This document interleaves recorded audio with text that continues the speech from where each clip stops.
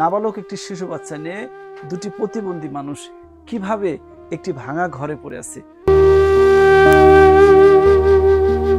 প্রিয় দর্শক, আজকে আপনাদের সামনে আমি এমন একটি বিষয় তুলে ধরার চেষ্টা করেছি। আমাদের সমাজ ব্যবস্থাতে কত ধরনের অসহায় মানুষ আছে যাদের তথ্য, যাদের বিষয়ে আপনারা এখনো জানেন না। তো সেই ক্ষেত্রে আজকে আমি সরাসরি সেই অসহায় মানুষটার সাথে কথা বলবো, তার বিষয়টা আপনাদেরকে তুলে ধরবো। চলুন।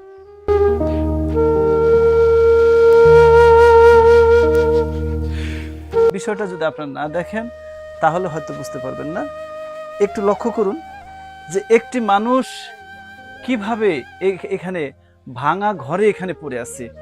তার স্বামী হচ্ছে একটি প্রতিবন্ধী, অথচ সামাজিকভাবে কোনো ধরনের কোনো সহযোগিতা নেই। এই যে আপনার স্বামী প্রতিবন্ধী বা আপনিও তো অসুস্থ, ঠিক আছে, আপনাদের ঘর নেই, সামাজিকভাবে কোনো সহযোগিতা পান? হ্যাঁ, কোনো ধরনের কোনো সহযোগিতা।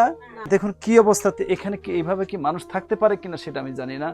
এই যে অসহায় অবস্থাতে পড়ে আছে, এদের দেখার মতো কোনো লোক নেই।